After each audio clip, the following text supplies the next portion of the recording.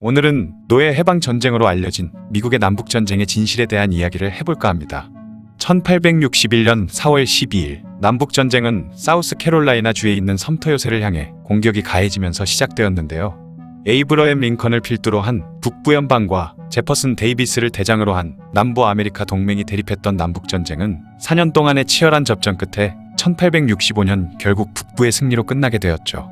하지만 피해는 어마어마했는데요. 당시 미국 인구의 8%에 해당하는 약 62만여 명의 전사자가 나왔고 미국 국토의 약 30%가 초토화돼 버렸습니다. 거기다가 현재 돈으로 따져도 19조 원에 해당하는 약 150억 달러의 피해액이 나왔을 정도로 남북 전쟁은 여러모로 엄청난 피해를 끼쳤던 전쟁이었죠.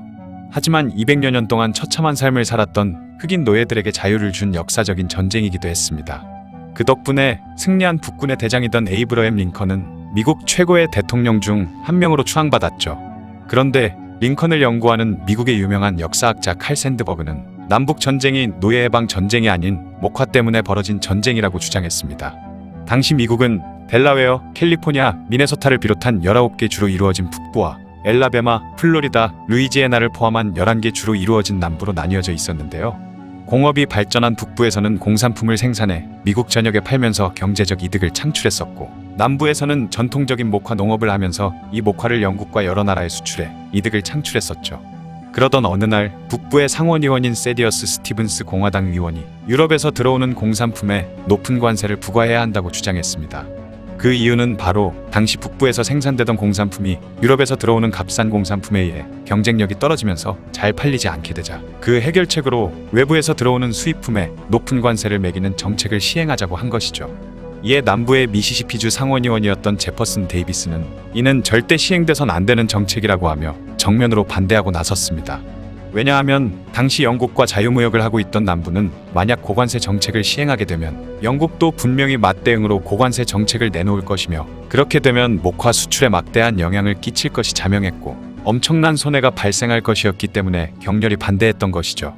이렇게 경제적 이해관계 때문에 발생한 북부와 남부의 갈등 속에 결국 참지 못한 남부는 연방정부로부터 독립할 것을 선언했고, 그러자 결국 남북전쟁이 발발한 것입니다. 칼 샌드버그는 이러한 정황들을 근거로 들어 남북전쟁이 노예제 폐지 때문에 일어난 전쟁이 아니라 남부와 북부가 서로의 경제적 이권을 지키기 위해서 발발한 전쟁이라고 주장했던 것이죠. 게다가 콜롬비아 대학교 역사학자인 앨런 네빈스 교수는 남북전쟁은 연방정부를 유지하기 위한 전쟁이라고도 주장했는데요. 1776년 영국으로부터 독립한 미국은 뉴햄프셔, 펜실베니아, 메릴랜드 주를 비롯한 13개 주가 모여 연방국가 형태를 갖추고 있었습니다. 이 연방국은 다른 주들을 섭렵해가며 영토를 확장해 나갔는데 1848년이 되자 북아메리카 전체를 영토로 차지하게 되었던 것이죠. 하지만 그 이후 공업위주의 북부와 농업위주의 남부로 나뉘게 된 연방국은 서로 간의 산업 기반과 문화의 차이로 시도 때도 없이 대립하게 되었습니다. 그러자 북부는 국론 분열을 최소화하기 위해서 강력한 중앙정부를 두자고 주장했던 반면, 남부에서는 스스로 자급자족이 가능했었기 때문에 중앙정부의 힘을 최소화하고 지방 자치를 우선시해야 한다고 주장했죠. 이런 서로 간의 입장 차이 때문에 남부와 북부의 갈등은 점점 심화되었고, 결국 1860년 12월 사우스캐롤라이나의 주지사였던 헨리 클락은 연방정부로부터 탈퇴를 하겠다는 선언을 했습니다. 그리고 사우스캐롤라이나를 시작으로 미시시피, 플로리다, 엘라베마, 조지아, 루이지애나, 텍사스주가 잇따라 연방을 탈퇴해버렸고, 얼마 안가 탈퇴한 주들끼리 남부 아메리카 동맹을 결성했죠. 그리고 미시시피주 출신 정치가 제퍼슨 데이비스를 남부 아메리카 동맹의 대통령으로 선출하게 되었습니다. 이에 1861년 3월 에이브러햄 링컨 대통령은 남부 아메리카 동맹의 결성은 명백한 반란 행위라고 주장했고, 그렇게 남북의 갈등은 극에 달하게 되었죠. 그로부터 약 1개월 후인 1861년 4월 13일 남부 아메리카 동맹이 북부의 섬터 요새를 공격하면서 남북 전쟁이 시작된 것입니다. 또한 링컨은 뉴욕 트리뷴지의 편집장에게 한 통의 편지를 보냈는데요. 이 편지에는 전쟁의 목표는 연방을 보존하는 것일 뿐 노예제도를 보존하거나 폐지하는 것은 아니다 라고 쓰여 있었던 것이죠. 즉 링컨은 연방의 보존에만 관심이 있었을 뿐 노예 해방에는 관심이 없었던 것입니다. 또한 남부의 대통령이던 제퍼슨 데이비스는 미시시피안 신문에 사설을 실었는데, 남부의 독립을 성취하는 데 노예제도가 방해가 된다면 노예제도를 당장 폐지해버리자 라는 내용이었다고 하죠. 남부 역시 노예제의 존폐는 크게 관심이 없고 오직 관심은 연방으로부터의 독립에 있었던 것입니다. 하지만 1863년 1월 1일 남북전쟁이 한창이던 때의 링컨은 남부 여러 주의 노예를 해방한다는 선언문을 발표했죠.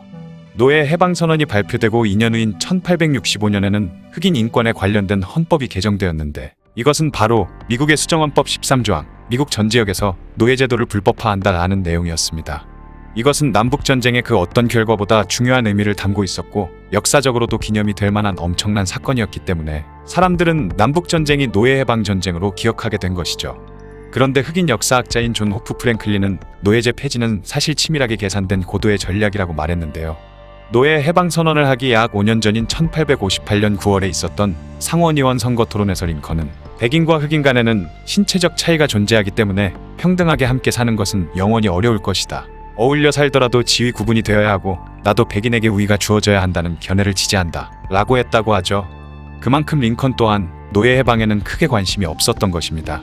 하지만 당시 남부의 흑인 노예들은 전쟁에 필요한 군량이나 군복 등의 물자 조달을 모두 떠안고 있었고 거기다가 철로와 교량 등을 만들거나 고치고 요새 등을 축조하는 것 또한 흑인 노예들의 몫이었죠. 그만큼 남부에서는 흑인 노예들이 전쟁에 기여한 부분이 굉장히 많았던 것입니다. 이에 북부에서는 남부의 흑인 노예들을 풀어준다고 하면 분명히 흑인 노예들도 흔들리게 될 것이며 그러면 남부는 아마도 전쟁을 지속하지 못할 것이라는 생각에 이르게 되었고 그렇게 단지 전쟁을 승리로 이끌기 위해서 노예 해방 선언을 발표했던 것이죠. 실제로 노예 해방 선언 이후 남부의 흑인 노예들은 크게 동요하기 시작했으며 남부에서 북부로 탈주하는 흑인들마저 생겨나면서 남부에는 극심한 혼란이 초래되었습니다. 거기다가 영국이나 프랑스 등 유럽 열강들에게는 북부군은 노예들의 해방과 자유쟁취를 위해 투쟁하는 해방군이라는 이미지도 각인시켜 유럽 열강들의 지지도 받으면서 대의명분까지 확보할 수 있었던 것입니다. 존 호프 프랭클린은 이러한 예들을 근거로 들어 노예 해방령은 남부의 노동력을 없애고 유럽 열강의 지지까지 받는 목적에 고도의 전략에 불과했다라는 주장을 했던 것이죠.